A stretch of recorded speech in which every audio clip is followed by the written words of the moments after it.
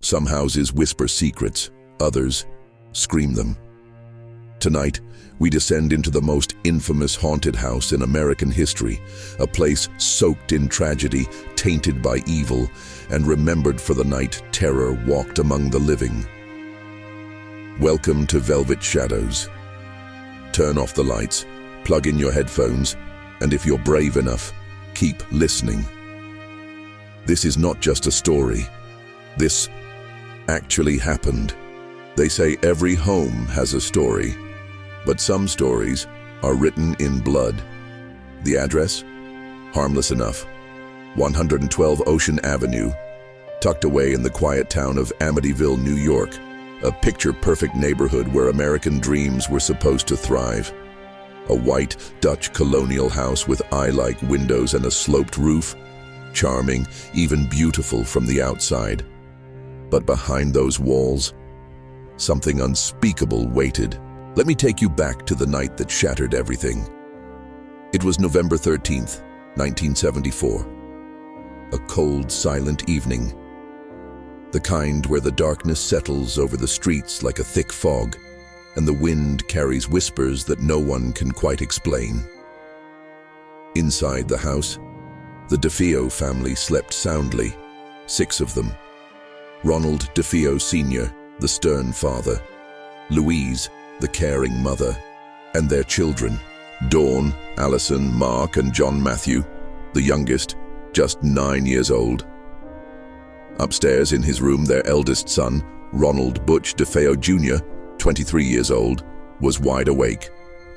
No one knows exactly what snapped in him that night, but something did. Around 3:15 a.m., Butch grabbed his .35 caliber Marlin rifle. He walked from room to room, methodically. One by one, he shot every member of his family in their beds. No one screamed. No one ran. Not a single sign of struggle. The neighbors heard nothing. 6 bodies, all lying face down, all silenced forever. Think about that. A rifle with no silencer, yet no one awoke. Not even the dog barked. It was as if time itself had frozen in horror.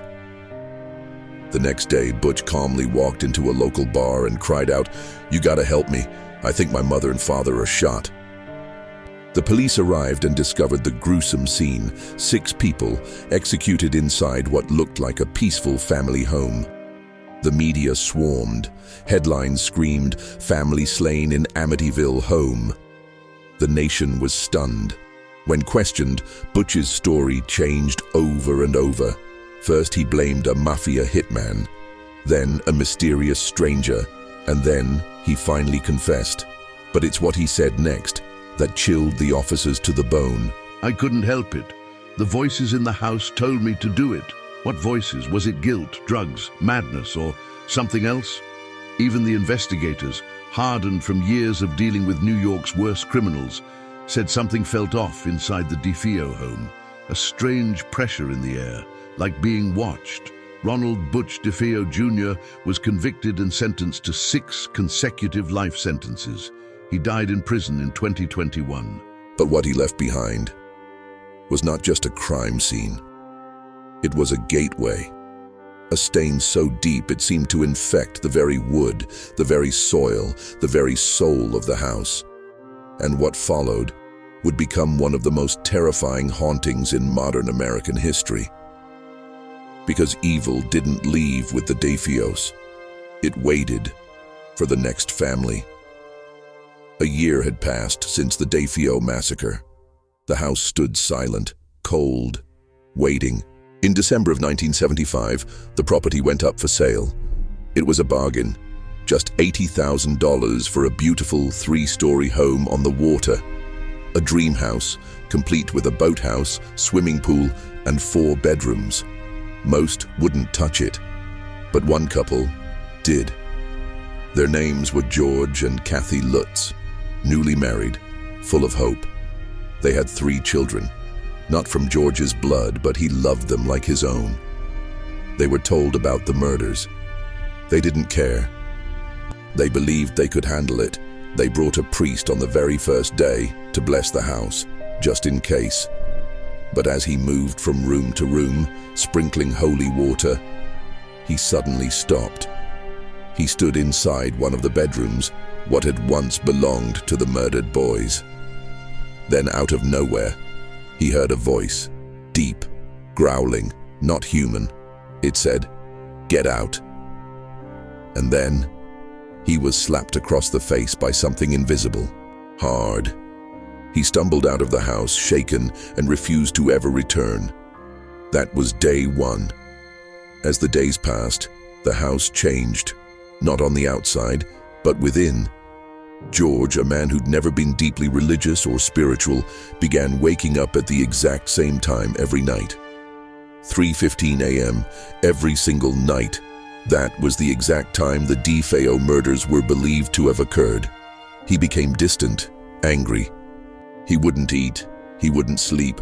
He spent hours chopping wood, sweating through his clothes in the middle of winter. Yet he kept saying, "I'm freezing." Kathy began having dreams, vivid, violent dreams, of the DeFeo murders. She claimed she saw the murders exactly as they happened in precise detail. She also claimed she was touched by invisible hands. Once, she even levitated off the bed while sleeping. The children changed too. They argued, fought, screamed. The youngest daughter, Missy, developed an imaginary friend. She called it Jodie. Jodie was a large pig with glowing red eyes who could walk on two legs. Missy said Jodie told her things, showed her things. Sometimes Missy would be talking to Jodie, staring into the dark corners of her room, smiling. And when George or Kathy asked who she was looking at, she simply whispered, "Jodie's right there. Don't you see her?" One night, George looked up at the second-floor window from outside. He saw two glowing red eyes staring down at him. When he ran upstairs, the room was empty. No footprints in the snow, just the dog growling, its fur standing on end. Another night, George heard a full marching band playing downstairs. Drums, horns, clapping, cheering. He rushed down, and the room was dead silent. But every chair around the dining table had been pulled out, like an audience had just been there. Then, there was the red room. While exploring the basement, George found a section of the wall that sounded hollow. He broke it open, revealing a small, hidden room no larger than a closet. It was painted entirely blood red. The family dog refused to go near it. He growled, snarled, then vomited. The Lutzes never found that room on the original blueprints. It wasn't supposed to exist. Day by day, the house became more aggressive. The walls oozed a sticky green slime. Foul smells would erupt from the plumbing with no explanation. Kathy was pushed down the stairs by something she couldn't see.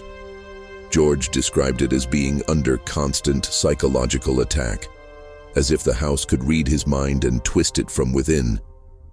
He later said, "It wasn't just haunted, it was evil." And after 28 days, the family could take no more. They packed only what they could carry, fled the house in the middle of the night, and never returned. Before we go deeper, don't forget to like this video, subscribe to Velvet Shadows, and hit the bell icon, because the next part will take you straight into the jaws of darkness. And if you're still listening, comment, "I saw Jodie, so I know you're not watching alone." When the Lutz family fled 112 Ocean Avenue, they left everything behind: furniture, clothing, photographs, even food still sitting on the kitchen table. But most terrifying of all, they left behind the house, still standing, still watching, still waiting. The press exploded with their story.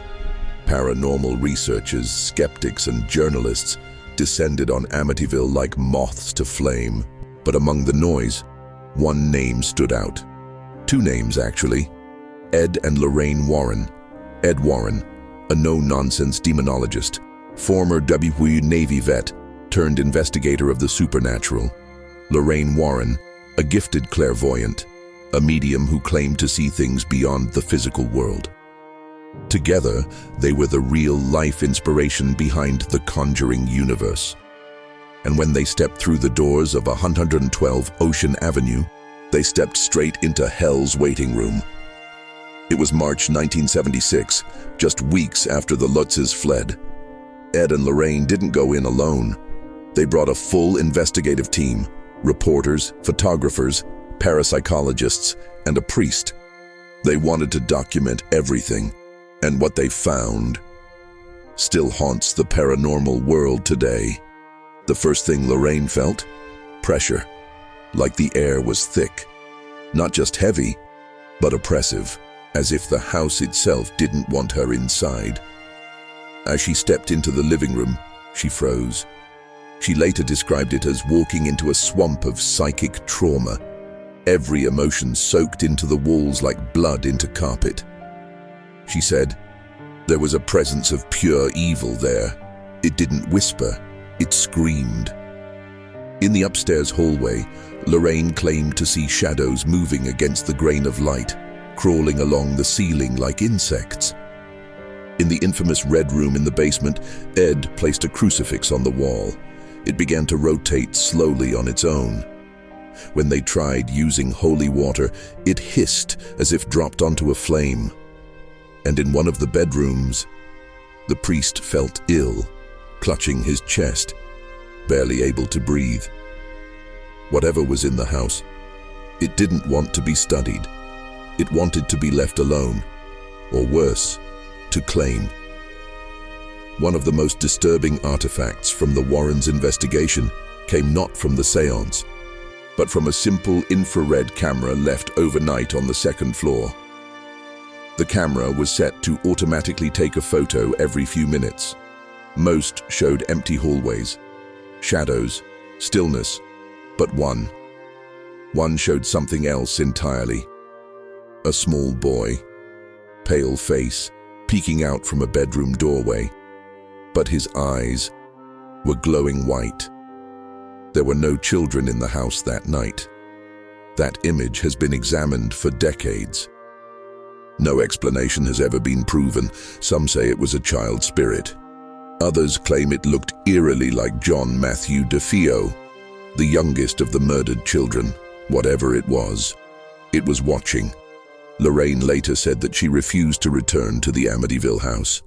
She claimed the entity that lived there was inhuman, not a ghost, not a poltergeist, but something darker, a demonic force, an evil so ancient, so intelligent, it could mimic voices, manipulate thoughts, possess, corrupt, destroy. She said, "This house doesn't just contain evil, it feeds on it." Some say the Lutz family made it all up, a hoax for fame or fortune.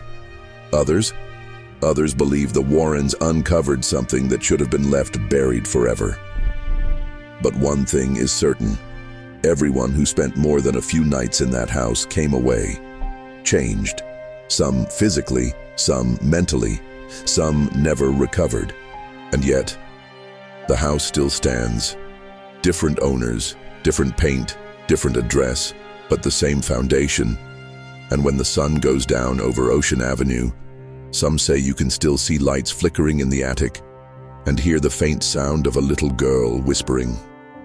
Jodie says it's time to play. If you're still here, you're one of the brave ones. Make sure to like this video, subscribe to Velvet Shadows, and ring the bell icon so you don't miss the final chapter of this chilling story. And if you saw the boy with white eyes, comment below, I'm watching too. It's been decades since the last scream echoed through 112 Ocean Avenue. Decades since the Lutz family ran from the house in the dead of night. Since Ed and Lorraine Warren walked through its doors and felt an evil too dark to name. And yet, the Amityville Horror refuses to die. Why? Because the house at the end of that quiet street wasn't just haunted by ghosts. It was haunted by us, by our fear, by our curiosity, by the endless question, what really happened inside that house? Let's go deeper. After the Lutz family fled, their story was picked up by author J. Anson, who turned their experience into the best-selling book The Amityville Horror in 1977. Hollywood quickly followed, and so was born the Amityville franchise, over 30 films, documentaries, remakes, and spin-offs. But with fame came doubt. Skeptics began digging. Discrepancies were found in timelines. Witnesses changed their statements. Some even accused the Lutzes of fabricating the entire story for money and publicity. One lawyer claimed he helped them create the horror story over several bottles of wine. George and Kathy denied it to their graves. They insisted everything they experienced was real. They took polygraph tests and passed. But what's more disturbing than what they claimed is what happened to those who doubted the house.